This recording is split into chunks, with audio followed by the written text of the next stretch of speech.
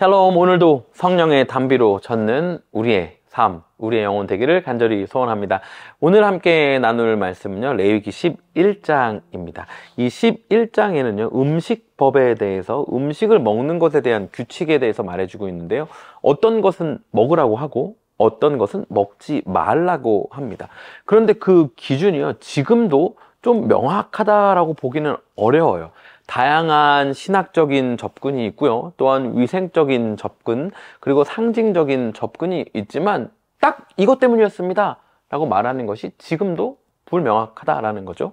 무슨 이야기냐면요, 그 당시 이스라엘 백성에게 있어서는요, 어쩌면 더 이해하고 받아들이기 어려울 수 있었다라는 것입니다. 여러분, 신학 공부 한창 할 때 주의해야 되는 것 중에 하나가 지성이 커지고 이성이 자라나면서 이 감성과 믿음이 죽어가는 거거든요.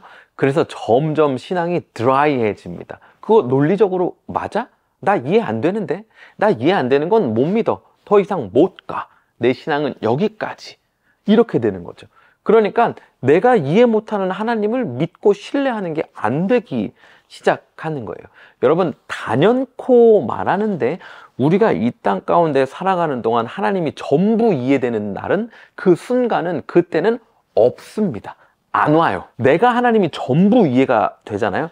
그럼 내가 하나님이거나 하나님이 아닌 거예요. 여러분, 오늘의 성경이, 오늘의 신앙이 우리에게 그렇게 다가오는 순간들이 있다라는 겁니다. 이거 왜 안 먹어야 돼? 이거 왜 해야 돼? 이건 왜 못해? 하나님이 그렇다고? 에이, 그건 너무 로지컬하지 않아. 리즈너블하지 않아. 아니요.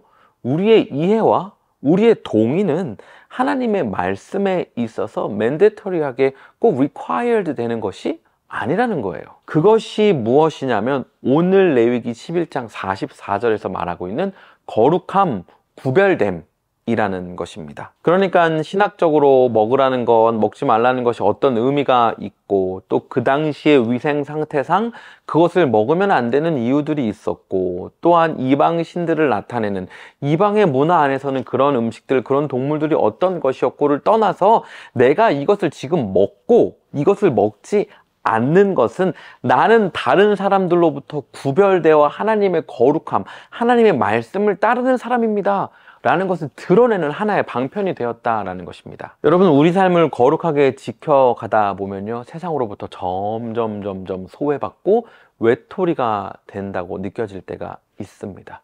그리고 뭔가 이 세상을 넘을 수 없을 것만 같은, 내가 더 이상 나아갈 수 없을 것만 같은, 마치 힘을 잃는 것만 같은 그런 상황을 느낄 때도 있습니다.